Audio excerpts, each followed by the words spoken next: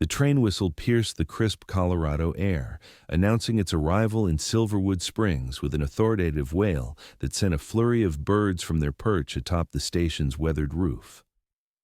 Lillian Fairchild clutched the wrinkled telegram in her trembling hands, reading the words she had memorized weeks ago.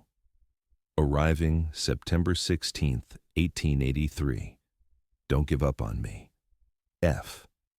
3 years had passed since she'd last seen him, 3 years of letters that gradually stopped coming, of hoping against hope, of wondering if he was even alive. Now, as the locomotive's mighty wheels screeched against the iron rails, slowing the mechanical beast to a halt, Lillian smoothed down her blue calico dress and adjusted the modest bonnet that framed her face. The platform bustled with activity as passengers disembarked, businessmen in fine suits, families reuniting with tearful embraces, workers hauling cargo. Lillian stood perfectly still, a statue amid the chaos, her eyes scanning each face that emerged from the train cars. Minutes stretched into an hour, then 2. The crowd thinned, porters collected abandoned luggage, and still she waited, her heart sinking lower with each passing moment. "Miss, we'll be closing the platform soon," the station attendant called, his voice tinged with sympathy. "Last train's gone for the day." "Just a bit longer," Lillian replied, forcing a smile. "I'm sure he's coming." The attendant shrugged and continued sweeping, casting occasional glances her way. The September sun dipped toward the mountains, casting long shadows across the wooden platform. Only a few stragglers remained now. Lillian fought against the growing certainty that she had been a fool to believe, to wait, to hope. And then she saw him. The last passenger descended slowly from the rear car, a tall figure silhouetted against the dying sunlight. His movements were different, more measured, more careful, but the broad shoulders and the way he tilted his head were unmistakable. Frederick Xavier stepped onto the platform, looking much older than his 30 years. A weathered Stetson cast shadows across his face, and he leaned heavily on a hand-carved walking stick. When he finally lifted his gaze and saw her, time seemed to freeze. "Lily," he whispered, the name carried on the wind to her ears. Lillian couldn't move. The telegram crumpled in her fist as emotions warred within her: relief, anger, joy, hurt, 3 years without a word. And now he stood before her like a ghost made flesh. "You came," Frederick said, his voice deeper than she remembered, roughened by years on the frontier. "You actually waited."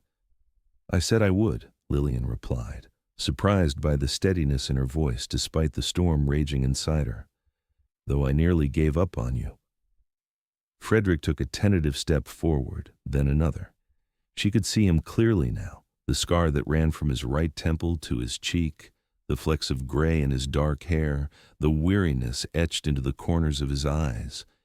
Yet beneath it all, he was still Frederick, the man who had promised to return to her after making his fortune in the gold fields of the Western Territories. "I have so much to tell you," he said, stopping a respectful distance from her. "So much has happened." 3 years. "Frederick," Lillian said, finally giving voice to her hurt. 3 years without a letter? I thought you were dead." "I nearly was," he admitted, his eyes never leaving hers. "More than once." A cool evening breeze swept across the platform, carrying the scent of pine and locomotive smoke. The station attendant had discreetly moved inside, leaving them alone in the fading light. "Did you find it?" Lillian asked, almost afraid of the answer. "Your fortune?" Frederick's lips curved into a small, sad smile. "Not the kind I went looking for." He gestured to a worn leather satchel at his feet. "But I found something worth more." "And what might that be?" she challenged, still rooted to her spot, unwilling to make this reunion easy for him after all the nights she had cried herself to sleep. "Wisdom," he said simply. "And the knowledge that there's only one treasure worth having in this life." His eyes held hers, conveying what words could not. "I've come home, Lily, if you'll still have me." Lillian felt tears threatening to spill. You can't just ride back into my life and expect everything to be as it was." "I don't," Frederick replied, his voice gentle. "I expect it to be harder. I expect to earn back your trust if you'll give me the chance." 1,000 questions raced through Lillian's mind. Where had he been? Why had the letters stopped? What had left that scar on his face? But standing there in the gathering dusk, only one thing mattered. "You're really here," she whispered, taking a small step toward him. "I am," Frederick confirmed, the simple words a promise more binding than any he had made before. "And I won't leave again." "How can I believe that?" Lillian asked, though the wall around her heart was already beginning to crumble. Frederick reached into his coat pocket and withdrew a small, worn pouch. "Because I've been carrying this across mountains and deserts for 3 years, waiting for the right moment to give it to you." He opened the pouch and tipped its contents into his palm, a simple gold ring set with a small, perfect sapphire. Lillian's breath caught in her throat. "Fred, I'm not asking. Not yet," he clarified quickly. "I haven't earned that right, but I want you to know that every day I was gone, this was with me, a reminder of the promise I made." The platform stood empty now except for the two of them, suspended in a moment that would determine the course of their lives. Lillian took another step forward. Then another, until she stood directly before him. Up close, she could see the exhaustion in his face, the hardship written in every line. Whatever journey he had undertaken had not been an easy one. "I have a room at the Silverwood Inn," Frederick said quietly, "and I've secured a job at the Edwards Ranch starting next week. I'm not asking you to forgive me tonight. Just, may I call on you tomorrow to talk properly?" Lillian considered his words, weighing them against the years of silence and uncertainty. Whatever had happened to Frederick Xavier in the wild territories had changed him. The cocky young man who had set off with dreams of gold was gone, replaced by someone tempered by experience, perhaps even by suffering. 1 o'clock, she finally said. "I'll be at my father's shop." "You remember where?" Relief flooded Frederick's features. "The bookstore on Main Street. I remember everything, Lily." A whistle blew from inside the station, signaling the official end of the day's operations. The attendant poked his head out, clearly uncomfortable interrupting their moment, but bound by duty. "We really must close now, folks," he called apologetically. Frederick nodded and bent to retrieve his satchel, wincing slightly at the movement. Lillian noticed and instinctively reached out to help him, their hands brushing against each other. The contact sent a familiar warmth through her, one she had thought long extinguished. "Until tomorrow, then," Frederick said, straightening with effort. "Tomorrow," Lillian confirmed, suddenly reluctant to part ways despite her earlier resolve to remain distant. They walked together to the station exit, the silence between them no longer quite so heavy. At the road that would take them in separate directions, they paused. "It's good to see you, Lily," Frederick said simply. "Good night, Frederick," she replied, turning toward the path that led to her father's house at the edge of town. As she walked away, Lillian couldn't resist glancing back over her shoulder. Frederick stood watching her, his tall figure bathed in the golden glow of the station's lanterns. For the first time in 3 years, she felt the smallest flicker of hope rekindle in her heart. The morning brought no clarity to Lillian's tumultuous thoughts. She moved mechanically through her chores at her father's bookshop, shelving new arrivals and dusting shelves that didn't need dusting. Jonathan Fairchild watched his daughter with knowing eyes, saying nothing but noting the way she jumped at every sound from the street, how her gaze constantly drifted to the window. "So he's back," Jonathan finally said as they ate a simple lunch of bread and cheese in the small room behind the shop. Lillian looked up, startled. "How did you—" "This is Silverwood Springs, Lily," her father reminded her with a gentle smile. "News travels faster than the telegraph.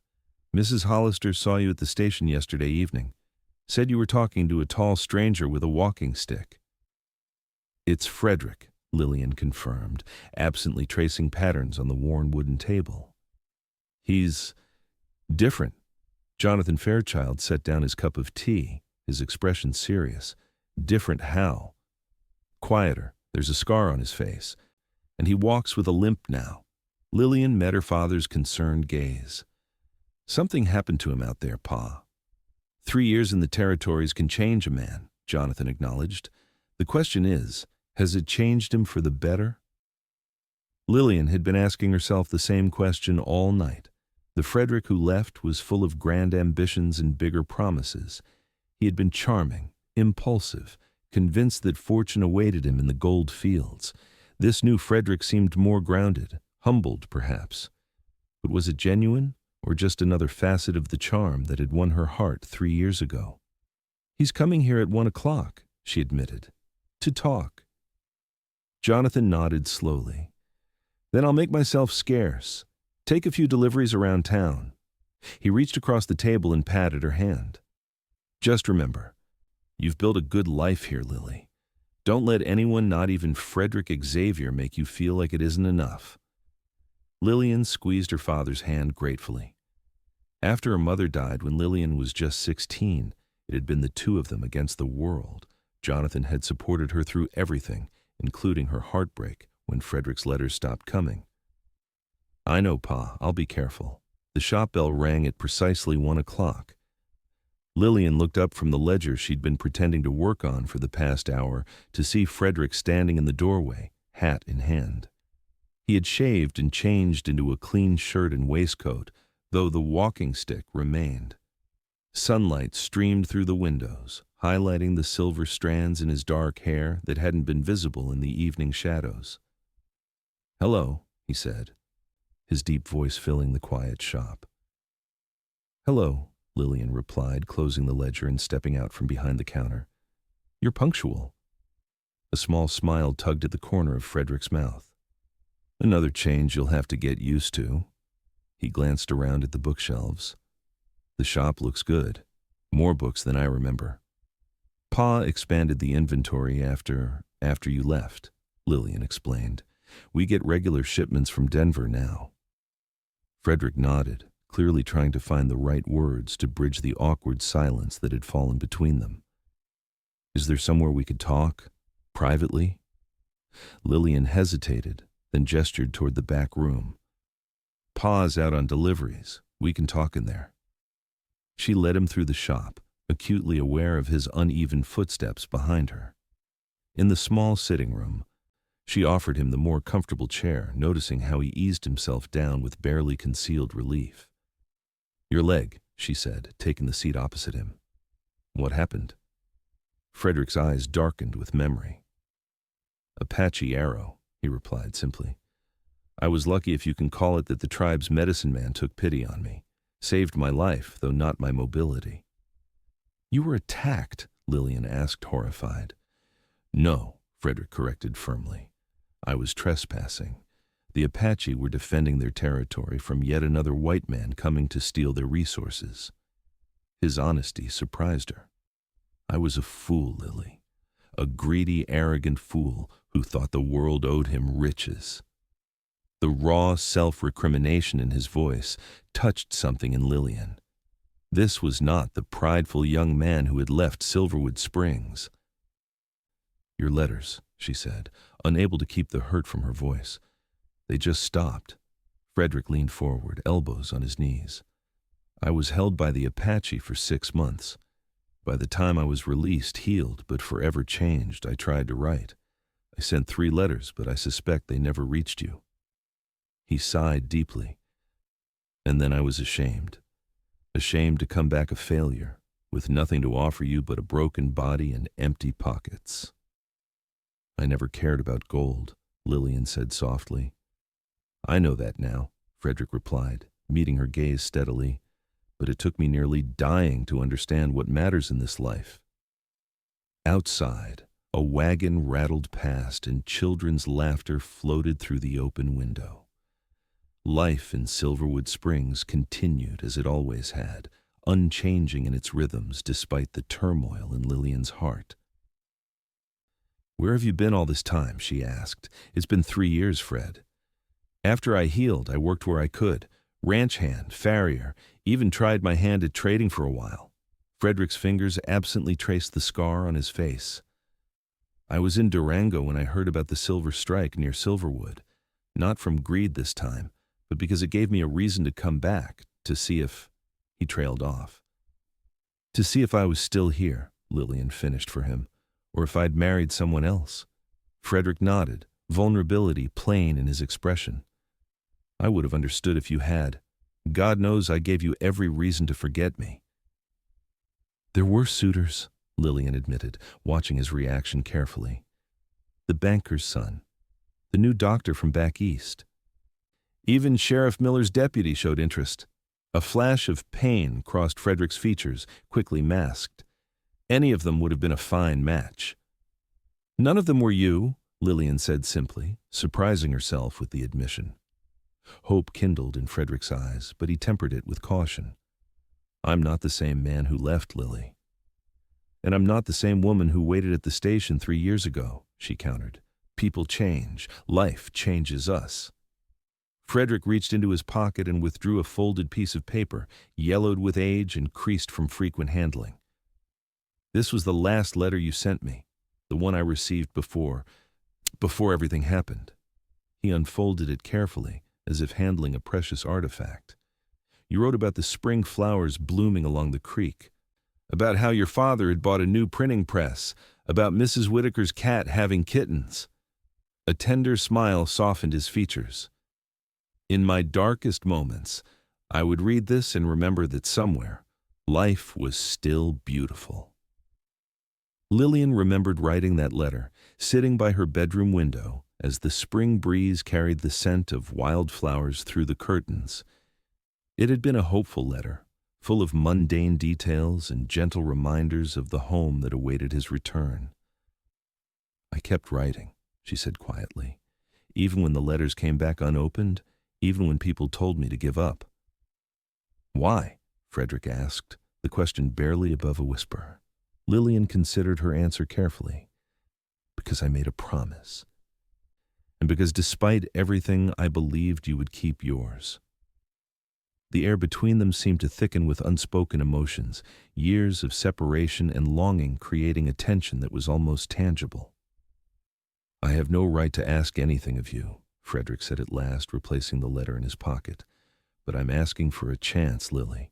A chance to show you who I am now and to learn who you've become." Before Lillian could respond, the shop bell rang, signaling a customer's arrival. The real world intruded on their private moment, a reminder that life would not pause for their reconciliation. "I should get that," Lillian said, rising to her feet. Frederick stood as well, reaching for his walking stick. "May I call on you again? Perhaps for dinner tomorrow evening?" Lillian hesitated only briefly. "Yes," she decided. "I'd like that." A genuine smile transformed Frederick's face, erasing years of hardship for just a moment. "Until tomorrow, then." As he limped out through the shop, tipping his hat to the elderly customer who had entered, Lillian felt a curious mixture of apprehension and anticipation. The road ahead would not be easy, but for the first time in 3 years, it stretched before her with possibility. The following evening, Lillian found herself standing before her wardrobe, contemplating her limited selection of dinner attire with a critical eye. Her father watched from the doorway, amusement playing at the corners of his mouth. "The blue one," he suggested, nodding toward her favorite dress. "It brings out your eyes." Lillian turned to him, gratitude and anxiety warring in her expression. "Is this foolish, Pa? Am I setting myself up for more heartbreak?" Jonathan Fairchild crossed the room and placed his hands on his daughter's shoulders. "Life offers no guarantees, my dear.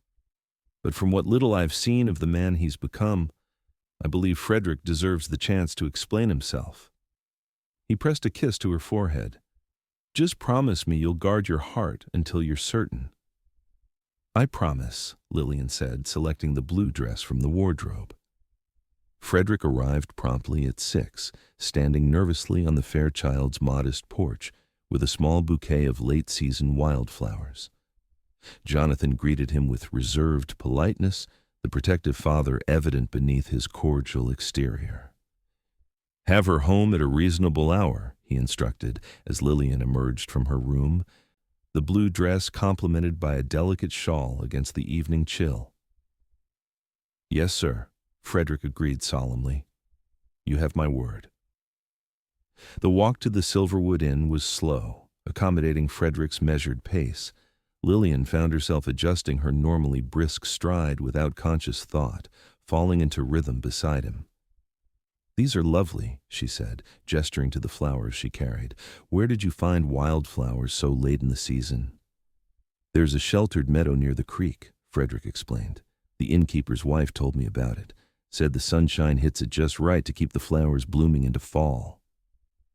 They passed familiar storefronts, nodding at townspeople who regarded them with undisguised curiosity.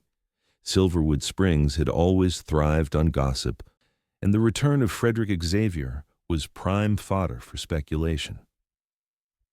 "Everyone's staring," Lillian murmured, feeling her cheeks warm under the scrutiny. "Let them," Frederick replied easily. "I've faced Apache warriors. Town gossips hold little terror for me now." The unexpected humor surprised a laugh from Lillian. "When did you develop a sense of humor, Frederick Xavier?" "Somewhere between nearly dying of fever and learning to walk again," he answered, his tone light despite the serious subject. "Turns out, finding humor in difficult situations is essential to survival." The Silverwood Inn stood at the center of town, a 2-story structure that served as both lodging for travelers and the finest dining establishment in the area. The owner, Mrs. Eleanor Sullivan, had transformed what had once been a rough miner's tavern into a respectable establishment after her husband's death 10 years prior. "Mr. Xavier, Miss Fairchild," Mrs. Sullivan greeted them at the door, her shrewd eyes taking in every detail of their appearance. "Your table is ready. The private one by the window, as requested." Frederick thanked her, and they were led to a small table set apart from the other diners, offering a view of the town square and a measure of privacy. A single candle flickered between them, casting warm light across the white tablecloth. "This is more than I expected," Lillian admitted as they settled into their seats. "Mrs. Sullivan was very accommodating when I explained the situation," Frederick said, a touch of color rising to his cheeks. "She remembered us from before." Lillian smiled at the memory. "We had apple pie here the day before you left. You promised to bring me back for the finest meal in Colorado when you returned." "I remember," Frederick said softly. "I've broken many promises, Lily, but I'm trying to keep this one, at least." Their conversation was temporarily interrupted by the arrival of their meal-roasted chicken with vegetables from Mrs. Sullivan's own garden, fresh bread still warm from the oven, and a bottle of wine that Frederick confessed had cost him nearly a week's wages at his new ranch job. "You shouldn't have," Lillian protested, though she was touched by the gesture. "Consider it a small down payment on all I owe you," he replied simply. As they ate, Frederick began to share his story, filling in the 3-year gap with tales of struggle and survival. He described his initial months in the gold fields, the meager findings that barely sustained him, and his decision to push deeper into dangerous territory in search of richer claims. "I was warned about crossing into Apache lands," he admitted, cutting his chicken with methodical precision. "But I was convinced I knew better. That arrogance cost me dearly." He described the arrow strike that shattered his leg, the fever that nearly claimed his life, and the unexpected compassion of the Apache medicine man who insisted on healing the foolish white man rather than letting him die. "His name was Nakohe," Frederick said with reverence. "He spoke enough English to teach me about their ways, their respect for the land I had so carelessly trespassed upon. While my body healed, my mind and heart were transformed." Lillian listened, captivated by this glimpse into a world she had only read about in dime novels and newspaper accounts that painted indigenous peoples as savage obstacles to progress. When I was well enough to leave, Nikoi told me I had been given a new life, and I should use it wisely. Frederick's eyes met Lillian's across the candlelight. My first thought was of you, of the promises I had made. But I was ashamed, Lily. I had nothing to offer but failure and regret. So you stayed away, Lillian said, understanding dawning. All this time you thought I wouldn't want you because you hadn't found gold? Frederick nodded, his expression pained. Pride is a terrible thing. It nearly cost me everything that matters. What changed? Lillian asked, her food forgotten as she leaned forward, drawn into his narrative. I met a man in Durango, an old-timer who'd been everywhere, done everything. He was dying, and he asked me to write letters for him to a wife he hadn't seen in 20 years, children who didn't know him. Frederick's voice grew husky with emotion. His regret was so profound, Lily. At the end, all he wanted was forgiveness, a chance to make amends before it was too late. The ambient noise of the restaurant seemed to fade as Lillian absorbed his words, understanding the parallels to his own situation. His last words to me were, "Don't wait until it's too late, son. Pride makes a cold bedfellow in old age." Frederick reached across the table, his hand stopping just short of hers. The next day, I bought a ticket to Silverwood Springs. Lillian looked down at his outstretched hand, rougher now, bearing scars and calluses that told their own story of hardship. Slowly, deliberately, she placed her hand in his, feeling the warmth of his skin against hers. "I can't promise it will be easy," she said quietly. "There's much to rebuild between us." "I'm not asking for easy," Frederick replied, his fingers gently closing around hers. "I'm asking for possible." Outside the window, lanterns were being lit around the town square as dusk deepened into evening.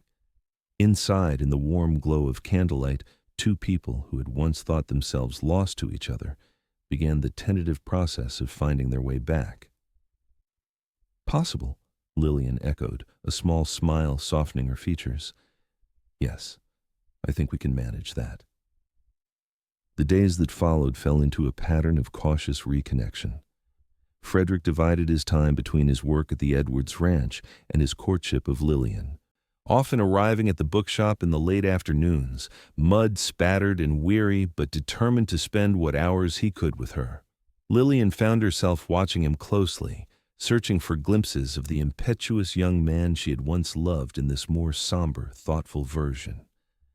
Sometimes she caught flashes in his rare but genuine laughter, in the way his eyes still crinkled at the corners when he smiled, in his enduring love of adventure stories that had him lingering over the newest dime novels in the shop. "This one's pure fantasy," he declared one October afternoon, flipping through a lurid tale of frontier heroics. "No man could shoot like that while riding at full gallop." "And you would know?" Lillian teased, shelving a stack of almanacs. "I've tried," Frederick admitted with a self-deprecating smile. "Nearly broke my neck and definitely bruised my pride."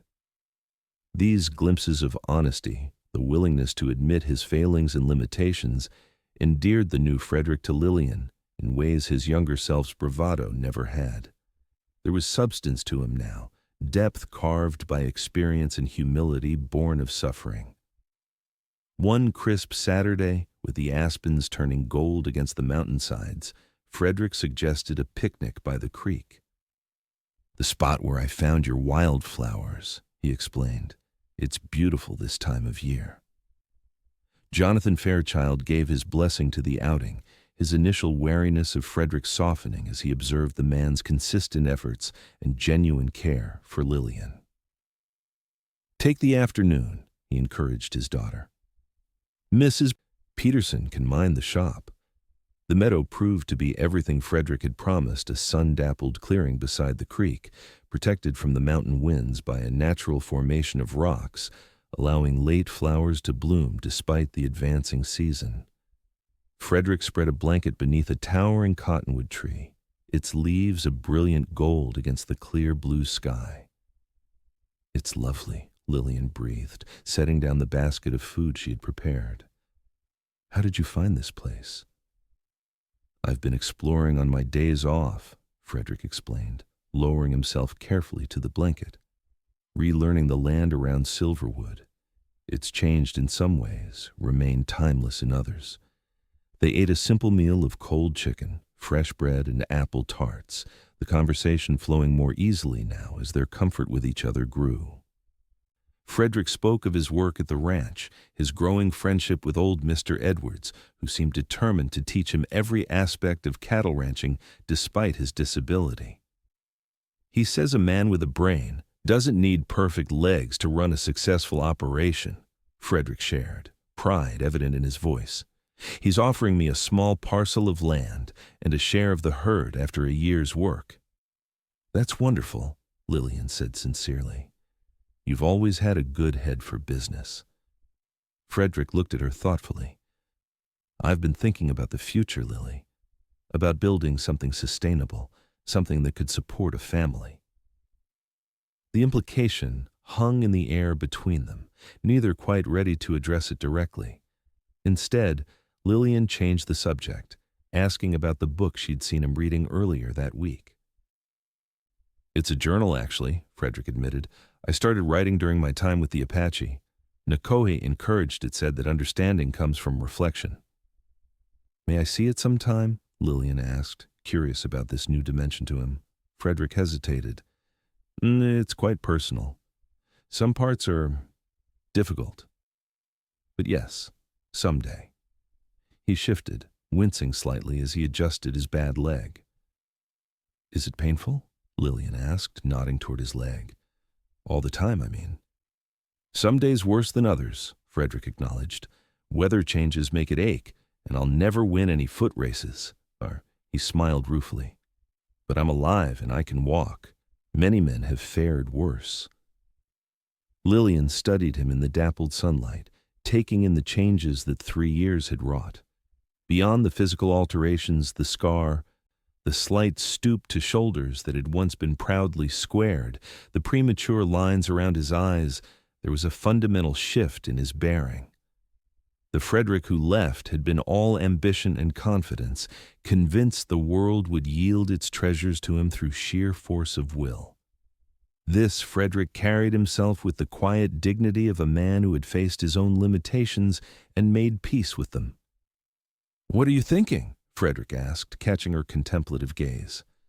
"That I'm getting to know you all over again," Lillian answered truthfully, "and that I like who you've become, even if I wish it hadn't required so much suffering."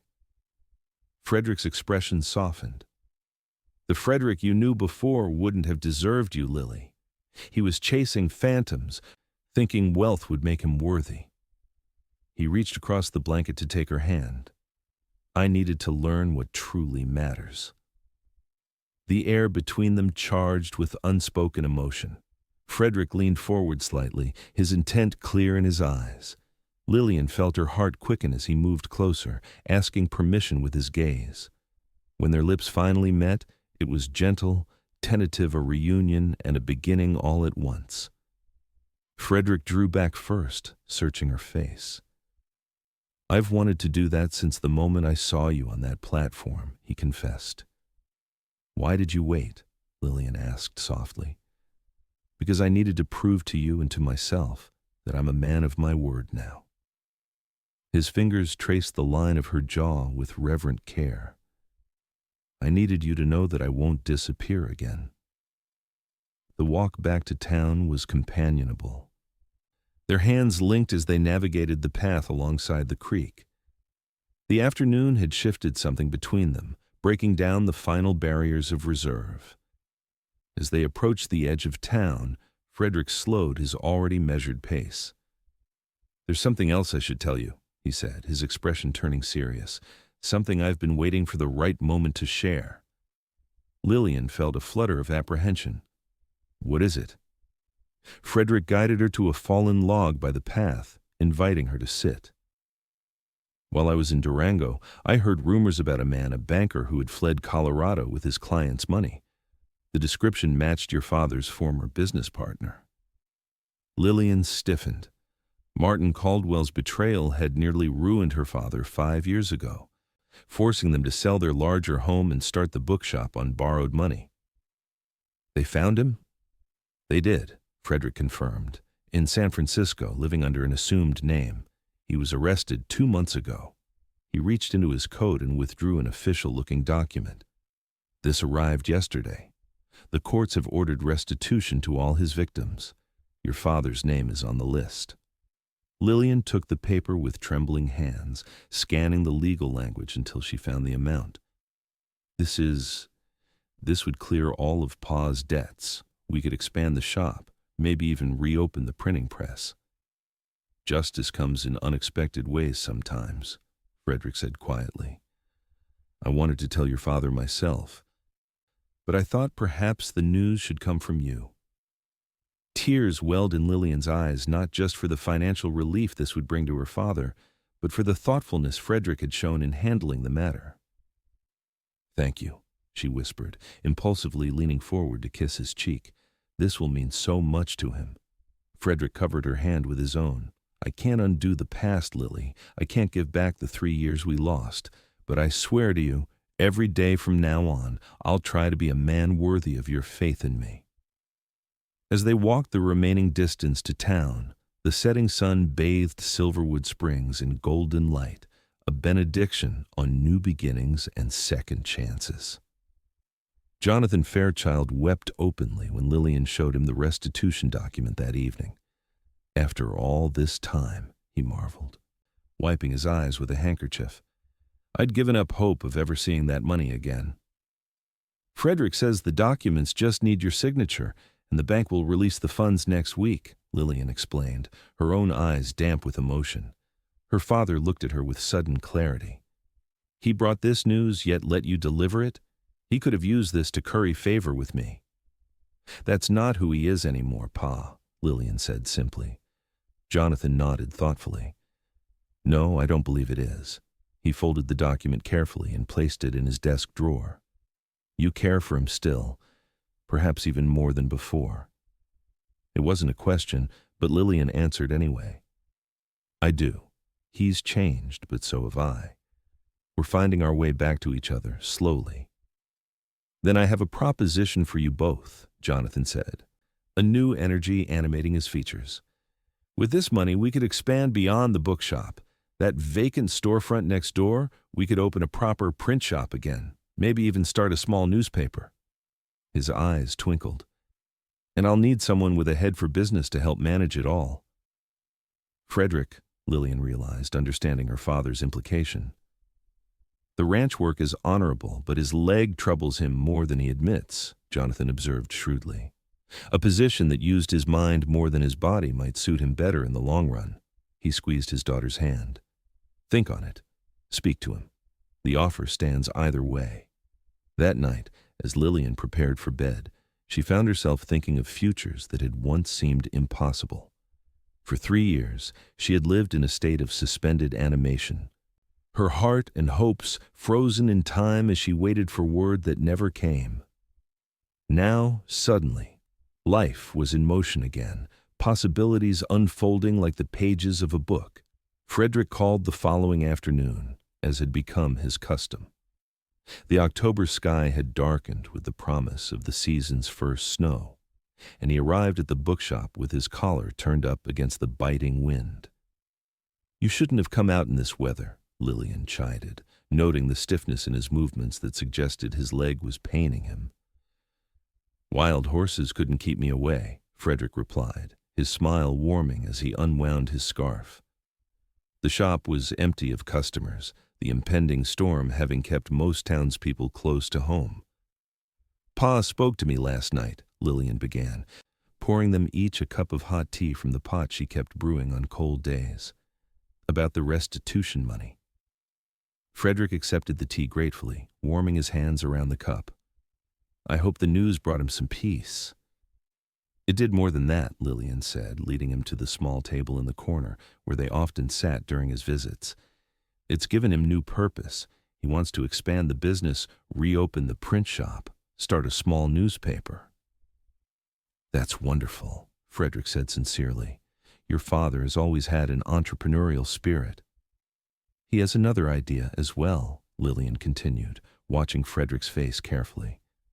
"He thinks the business will need someone with financial acumen, someone who could manage the accounts, perhaps eventually become a partner." Frederick's brow furrowed slightly as he processed her words. "He's offering me a position." "He is," Lillian confirmed, "if you're interested." Frederick set down his teacup, his expression unreadable. "Why would he do that? He barely knows me the man I am now, at least." "He knows enough," Lillian said softly. "He sees how you've changed. And," she hesitated, gathering her courage, "he knows how I feel about you." The silence that followed was charged with significance. Outside, the first snowflakes began to fall, drifting past the shop windows in a gentle cascade. "And how do you feel, Lily?" Frederick finally asked, his voice barely audible above the creaking of the old building in the wind. Lillian reached across the table and took his hand, her decision made. "I feel that life is too precious and too uncertain to waste time on doubts when the heart is sure." Frederick's fingers tightened around hers. "Are you certain? After everything?"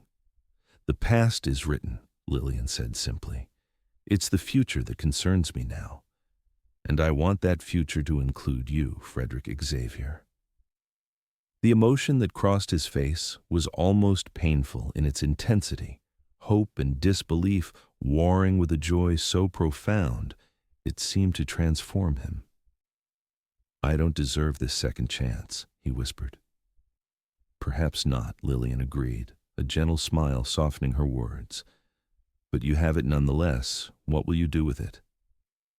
Frederick stood abruptly, moving around the table to kneel before her, heedless of the pain it must have caused his damaged leg. From his pocket, he withdrew the small pouch she remembered from the train station.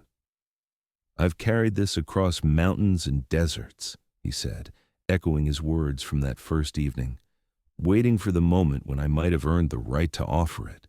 He opened the pouch and once again tipped the simple sapphire ring into his palm. "I'm not the man I was when I bought this. I hope I'm better, wiser, more worthy of what I'm asking." Lillian felt tears gathering as Frederick took her hand, his eyes never leaving hers. "Lillian Fairchild, I have loved you across time and distance, through my darkest moments and my greatest failures. If you'll have me, I promise to spend every day proving that your faith in me was not misplaced." His voice wavered slightly. "Will you marry me?" The shop bell jingled as the door opened, admitting a swirl of snowflakes and a startled-looking Mrs. Peterson, who froze at the tableau before her. "Oh, I'm interrupting," she exclaimed, already backing toward the door. "I can come back."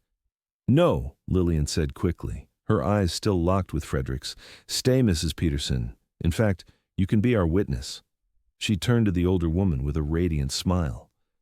"I'm accepting a proposal of marriage." Mrs. Peterson's hands flew to her cheeks, delight replacing her embarrassment. "Oh, my stars, how wonderful!" Frederick remained kneeling, the ring still balanced on his palm, hope and uncertainty mingling in his expression. "Is that a yes, Lily?" "It's a yes," Lillian confirmed, her voice steady despite the tears now flowing freely. "Yes, Frederick Xavier, I will marry you."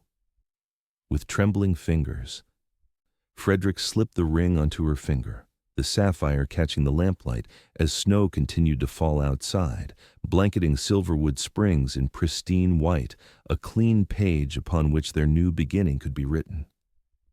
Mrs. Peterson dabbed at her eyes with her handkerchief as Frederick rose to his feet and gathered Lillian in a tender embrace. "Wait until everyone hears," the older woman sniffled happily. "Such a romantic story, waiting all those years, the handsome cowboy returning at last." Lillian laughed against Frederick's shoulder, too filled with joy to care about the town gossip that would surely follow. "Let them talk," she whispered, echoing Frederick's words from their dinner. "Let them talk," he agreed, pressing his forehead to hers in a moment of perfect understanding. News of their engagement spread through Silverwood Springs with predictable speed, transforming Frederick from curious returnee to celebrated local romance in the space of a day. Jonathan Fairchild gave his wholehearted blessing, especially after Frederick accepted his business proposition with humble gratitude. "It's more than I ever hoped for," Frederick admitted, as he and Lillian walked arm in arm through the snow-covered town square 2 days later. "A chance to build a life here, with meaningful work, and," he squeezed her arm gently, "the most important person in my world." "When should we have the wedding?" Lillian asked, practical considerations beginning to assert themselves through the haze of happiness that had enveloped her since his proposal. Frederick considered the question. Spring would be lovely, with the wildflowers returning. He glanced at her with sudden concern. "Unless that's too long to wait. I would marry you tomorrow if you wished it." Lillian shook her head. "Spring feels right. A season of new beginnings." She leaned against his shoulder as they walked. "Besides, it will give us time to prepare properly. The print shop renovations will be underway by then, and Mrs. Sullivan has already volunteered the inn for the reception." "Mrs. Sullivan works quickly," Frederick observed with amusement. "She's appointed herself our unofficial wedding planner," Lillian explained. "I think she sees it as the social event of the season." As they rounded the corner near the general store, they nearly collided with Sheriff Miller, who tipped his hat to them with a knowing smile. "Miss Fairchild, Mr. Xavier. Fine day for a stroll, despite the chill." His eyes twinkled beneath bushy brows. "Heard the good news. About time Silverwood had something cheerful to talk about besides silver strikes and cattle prices." "Thank you, Sheriff," Lillian replied warmly. The lawman had been a friend to her father through difficult times, often stopping by the bookshop to order special volumes on legal matters just when business was at its slowest. "Hope you don't mind, but I took the liberty of sending a wire to Judge Hancock," the sheriff continued. "He's planning to be in town for court week in April. Said he'd be honored to perform the ceremony if you'd like a proper legal wedding rather than just the preacher." Frederick nodded gratefully. "That's very thoughtful of you, Sheriff. We'd be honored." As the sheriff continued on his rounds, Lillian marveled at how quickly their private joy had become community property. Yet rather than feeling intruded upon, she found comfort in the town's embrace of their happiness. Silverwood Springs had sustained her through 3 years of waiting and uncertainty. Now it would witness her happy ending. "I should find us somewhere to live," Frederick said as they continued their walk. "The room at the inn was fine for a single man, but it won't do for a married couple." Lillian had already given this matter some thought. "There's a small cottage available at the edge of town, the old Harmon place. Mrs. Harmon moved to Denver to live with her daughter after Mr. Harmon passed last spring. I think she'd be pleased to see a young couple make it a home again." Frederick looked at her with admiration. "You've thought of everything, haven't you?" "Not everything," Lillian admitted with a small smile. "There are still many details to consider. But we have time. Time, the very thing that had once been their enemy, stretching endless and empty before Lillian, as she waited at train stations and post offices for word that never came, was now their ally, offering a measured pace for building their life together. That evening, as they sat with Jonathan Fairchild before the hearth in the small apartment above the bookshop, the conversation turned to practical matters of the business expansion. "I've spoken with Miller about the adjoining property," Jonathan explained, referring to the vacant storefront next door. "He's willing to sell at a fair price, especially since the restitution money will allow us to pay in cash." Frederick nodded thoughtfully. "The wall between the shops could be partially removed to connect the spaces, keeping the bookshop separate from the printing operation, but allowing easy movement between the two." Exactly what I was thinking, Jonathan agreed, clearly pleased by Frederick's quick grasp of his vision. We'll need new equipment, of course. The old press is still in storage, but technology has improved since we last published. As the men discussed logistics and timelines, Lillian watched them with quiet satisfaction. Her father had always wanted a son to share in his passion for printing and publishing. Now, in an unexpected way, he would have one. And Frederick, whose restless spirit had once driven him to seek fortune in distant territories, seemed genuinely engaged by the challenge of building something lasting in Silverwood Springs. "What about living arrangements?" Jonathan asked, turning to Lillian. "Have you two discussed where you'll make your home after the wedding?" "We were thinking of the Harmon cottage," Lillian replied, looking to Frederick for confirmation. "It would be perfect," Frederick agreed. "Close enough to town for easy access to the shop, but with a bit of land for a garden and perhaps a few horses eventually." Jonathan nodded approvingly. "A fine choice. Though you're welcome to stay here until then, Frederick. The guest room is small but comfortable." Frederick's expression registered surprise at the generous offer. "That's very kind of you, sir. Are you certain?" "The inn must be getting expensive," Jonathan said practically, "and winter's setting in. Makes more sense for you to be here, where you can learn the bookshop operations and help plan the expansion." His eyes twinkled. "Besides, I'm getting older. Having a strong back around to help with firewood and heavy lifting wouldn't go amiss." Lillian felt a rush of affection for her father, whose pragmatic exterior often masked a deeply generous heart. The arrangement would allow Frederick to save his earnings from the ranch while learning the business that would eventually become their livelihood. "I accept gratefully," Frederick said, extending his hand to the older man, "and I promise to earn my keep." As they sealed the agreement with a handshake, Lillian saw in her mind's eye the future taking shape, days spent working side by side in the expanded shop, evenings of shared meals and conversation in their own home, a life built on mutual respect and hard-won wisdom. Later, as Frederick prepared to return to the inn to collect his belongings, he and Lillian stood on the shop's small porch, reluctant to part despite knowing they would see each other in the morning. "Are you happy, Lily?" Frederick asked, his breath forming clouds in the cold night air. "Truly happy with all of this?" Lillian considered the question seriously, knowing he deserved a thoughtful answer. "I'm happier than I believed possible a month ago," she said honestly. "When I waited at that platform, I had almost no hope left.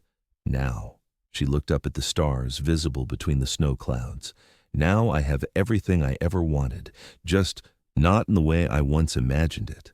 Frederick's arm tightened around her waist. "What do you mean?" "The Frederick I fell in love with promised me adventure, wealth, a life of excitement," Lillian explained. "The Frederick I'm marrying offers me partnership, steadiness, a life of purpose." She turned to face him fully. "I much prefer the latter." Relief and love mingled in Frederick's expression as he bent to kiss her, a gentle meeting of lips that held the promise of a lifetime of such moments.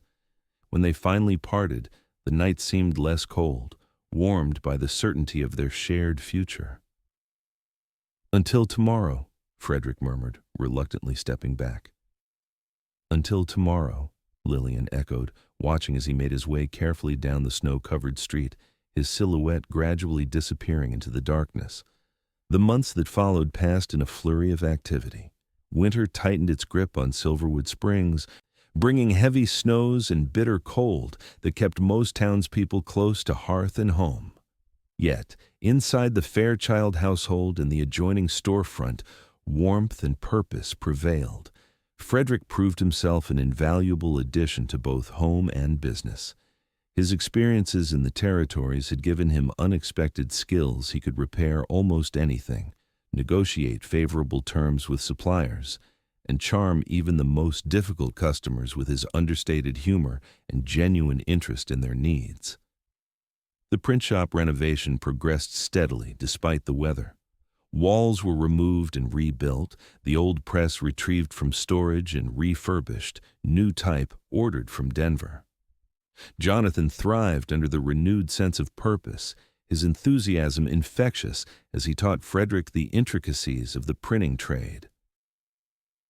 "You have a natural eye for layout," Jonathan observed one evening as they reviewed Frederick's design for the first edition of what would become the Silverwood Springs Gazette. Clean, balanced, easy to read. Frederick accepted the praise with characteristic humility. "I had a good teacher in Durango, an old printer who let me assist with some broadsheets, said I had steady hands." Lillian, watching from her place by the fire where she was mending a tear in one of her father's shirts, marveled at how seamlessly Frederick had integrated himself into their lives.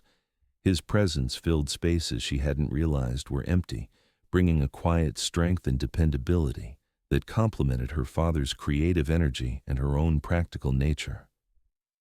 As winter gave way to the first tentative signs of spring, wedding preparations began in earnest. The Harmon cottage was purchased with part of Frederick's savings from his ranch work, and the couple spent whatever free time they could spare cleaning and repairing the small but charming home. "It needs a woman's touch," Frederick acknowledged as they stood in the empty front room, assessing the faded wallpaper and scuffed floors. "But the bones are good." "We'll make it beautiful," Lillian assured him, already envisioning curtains for the windows and a braided rug before the hearth. A little at a time. The cottage had 2 bedrooms, a cozy kitchen with a cast-iron stove, and a small parlor with a stone fireplace. Behind it stretched a modest plot of land where Frederick had already begun turning the soil for a vegetable garden, his injured leg growing stronger with the regular exercise. April arrived with warming breezes and the first wildflowers dotting the meadows around Silverwood Springs. Judge Hancock confirmed his arrival for the 3rd weekend of the month, coinciding with the launch of the inaugural edition of the Gazette. "Talk about auspicious timing," Mrs. Sullivan declared as she oversaw the decoration of the inn's dining room for the wedding reception. "The whole town will be celebrating twice over." The wedding day dawned clear and mild, the kind of perfect spring morning that seemed designed for new beginnings. Lillian stood at her bedroom window, watching as the rising sun gilded the distant mountains with gold. In a few hours, she would walk down the aisle of the small-town church to meet Frederick, who would be waiting for her with the steady patience that had become his hallmark. A soft knock at her door announced the arrival of Mrs. Peterson and Mrs. Sullivan, both women beaming as they entered with arms full of wildflowers and beauty preparations. "Your wedding day at last," Mrs. Peterson sighed happily, setting down her basket of hair ribbons and combs. "Let's make you the most beautiful bride Silverwood has ever seen." The women worked with practiced efficiency, styling Lillian's dark hair into an elegant arrangement adorned with tiny white blossoms, helping her into the ivory silk dress that Mrs. Sullivan's niece in Denver had altered from her own wedding gown. "Something borrowed," Mrs. Sullivan declared, fastening a delicate pearl necklace around Lillian's throat. "My mother wore these on her wedding day and I on mine." "And something blue," Mrs. Peterson added, tucking a small blue handkerchief embroidered with Lillian's initials into her sleeve. "I've been working on this since the engagement was announced." Tears threatened to ruin the careful application of rice powder to Lillian's cheeks. "You've both been so kind," she managed, squeezing their hands in gratitude. "Nonsense," Mrs. Sullivan dismissed briskly, though her own eyes appeared suspiciously damp. "After watching you wait so faithfully all those years, this is the least we could do." A commotion from downstairs interrupted the moment male voices raised in greeting, footsteps on the stairs. Jonathan appeared in the doorway, resplendent in his best suit, an expression of wonder on his face as he beheld his daughter. "You look just like your mother," he said softly, emotion making his voice rough. "She would be so proud of you today, Lily." Behind him stood Mr. Edwards from the ranch, Frederick's employer and now friend, who had agreed to stand as his groomsman. "The groom's already at the church," he informed them with a twinkle in his eye, looking nervous as a long-tailed cat in a room full of rocking chairs, but determined not to be late this time. The gentle joke referring to Frederick's 3-year absence could have been hurtful, but enough time had passed that Lillian could appreciate the humor. "Tell him I won't keep him waiting," she replied with a smile. "Not today." The small church could barely contain the crowd that gathered for the ceremony. It seemed every resident of Silverwood Springs had turned out to witness the union of the faithful young woman who had waited so long and the prodigal cowboy who had returned a changed man. Judge Hancock, a dignified figure with silver hair and kind eyes, stood at the altar beside the town's preacher, prepared to make the union both legally and spiritually binding. Frederick, standing straight and tall despite the discomfort his leg must have been causing him after so long on his feet, watched the church doors with an expression of mingled awe and apprehension. When they finally opened to reveal Lillian on her father's arm, his face transformed with a joy so pure it brought tears to the eyes of even the most stoic observers. The ceremony itself passed in a blur for Lillian, the familiar words of commitment taking on new depth as she and Frederick spoke them with the weight of experience behind their promises. When they were pronounced husband and wife, the kiss they shared was both tender and certain, sealing a bond that had been tested by separation and strengthened by reunion. The reception at the Silverwood Inn became a celebration not just of their marriage, but of the community that had supported them both through difficult times. The dining room overflowed with well-wishers, the tables laden with food contributed by townspeople eager to share in their happiness. As the afternoon stretched into evening, Frederick led Lillian outside to the inn's small garden, seeking a moment of privacy amid the festivities. "Mrs. Xavier," he said softly, the name sounding like a prayer on his lips. "Are you happy?" Deliriously, Lillian assured him, leaning into his embrace. "And you?" "More than I deserve," Frederick answered honestly. "Thank you for waiting, for believing in me when I had stopped believing in myself." Lillian reached up to trace the scar on his cheek, the physical reminder of the journey that had nearly separated them forever. "Some things are worth waiting for," she said simply. Above them, the first stars appeared in the deepening twilight, witnesses to promises kept and new ones made as night fell on Silverwood Springs. 10 years later, Lillian Xavier stood on the porch of the expanded Harmon cottage, now a comfortable family home with a thriving garden and small stable, watching as her husband led their young son through the intricacies of saddling a pony. Frederick's limp was more pronounced in damp weather, but it rarely slowed him down, especially when it came to teaching 7-year-old Jonathan the skills he would need as he grew.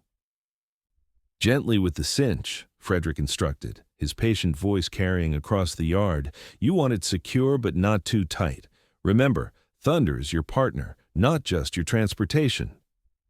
Young Jonathan nodded solemnly, his dark hair so like his father's before the silver began to appear falling across his forehead as he concentrated on the task. Behind him, 5-year-old Eleanor watched from a safe distance, her doll clutched tightly as she observed her brother's lesson. The sound of an approaching wagon drew Lillian's attention to the road. Her father waved from the driver's seat, his once dark beard now entirely white, but his eyes still bright with the enthusiasm that had made the Silverwood Springs Gazette the most respected newspaper in 3 counties. "Grandpa's here," Eleanor shouted, abandoning her watchful post to race toward the gate, her earlier caution forgotten in her excitement. Jonathan Sr. pulled the wagon to a halt, setting the brake before carefully descending to sweep his granddaughter into a hug. "There's my little bookworm. Have you finished that new storybook I brought you?" "Twice," Eleanor confirmed proudly. "And I helped Mama in the bookshop yesterday. I arranged all the picture books by color." "A natural organizer, just like your mother," the elder Fairchild observed with a wink at Lillian. Frederick and young Jonathan joined them, the boy leading his pony with newfound confidence. "Is it time already?" Frederick asked, checking the position of the sun. "I lost track while we were working with Thunder." "Right on schedule," Jonathan Sr. confirmed. "The train arrives in an hour. Plenty of time to get to the station if we leave now." Today marked the 10th anniversary of Frederick's return to Silverwood Springs. In what had become a family tradition, they would visit the train station together, not to meet any arriving passengers, but to commemorate the day that had changed the course of their lives.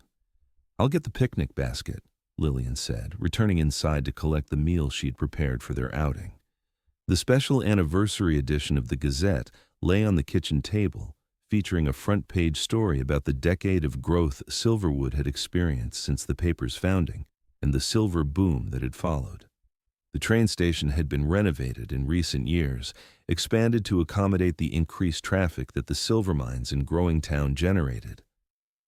Yet the platform where Lillian had waited so long ago remained essentially unchanged, a physical link to their shared past. As they spread their picnic on a grassy area near the station, the children clamored for the story, the tale they had heard many times but never tired of. "Tell us about when Papa came home on the train," Eleanor insisted, settling herself on Frederick's lap with the unquestioned confidence of a child who knows she is adored. "Well," Lillian began, her eyes meeting Frederick's over their daughter's head, "it was a day much like today, though perhaps a bit cooler. I stood right there on that platform, watching as passenger after passenger disembarked." As she recounted the tale for their children, Lillian marveled at how a story of waiting and uncertainty had transformed over time into one of hope and perseverance. The pain and doubt had faded, leaving behind the essential truth that love, when genuine, could withstand separation, misunderstanding, even years of silence. "And then Papa was the very last person to step off the train," she continued, watching young Jonathan's eyes widen with familiar anticipation. "He looked so different, with his walking stick and his scar, that for a moment I almost didn't recognize him." "But you did," Eleanor prompted, knowing this part of the story by heart. "I did," Lillian confirmed, "because some people leave an imprint on your heart that time can never erase." Frederick reached across the picnic blanket to take her hand, his eyes reflecting the same wonder she felt each time they revisited this story. "And your mother was standing there like an angel," he added, picking up the narrative, "just as beautiful as the day I left, but stronger, wiser. And then you got married and lived happily ever after," young Jonathan concluded with the matter-of-fact certainty of a child who has grown up surrounded by steady love. "We did," Frederick agreed, his thumb tracing circles on Lillian's palm. "But the happily ever after isn't the end of the story, son. It's just the beginning of a different kind of adventure." The distant whistle of an approaching train punctuated his words. Eleanor clapped her hands in delight, while Jonathan jumped to his feet for a better view. The arrival of the afternoon train had become part of their anniversary ritual, a reminder of how a single moment, a decision to wait just a little longer, had altered the course of so many lives. As the locomotive pulled into the station with a hiss of steam and screech of brakes, Lillian leaned against her husband's shoulder, content in the knowledge that some journeys, no matter how difficult, lead exactly where they're meant to. 10 years, she murmured, watching as passengers began to disembark, each one carrying their own stories of departure and return. It seems both an eternity and no time at all. Frederick pressed a kiss to her temple, his arm secure around her waist. "The best decade of my life," he replied, "and God willing, just the first of many more to come." Around them, the station buzzed with activity, tearful reunions, joyful greetings, the constant motion of lives intersecting and diverging. Yet, in their small circle of family, a deeper current flowed the steadfast certainty that had begun on this very platform when a weary cowboy was the last to step off the train and a faithful woman was still there waiting, despite every reason to have given up hope. It was not the future either of them had envisioned in their youth. It was, they both knew with profound gratitude, infinitely better.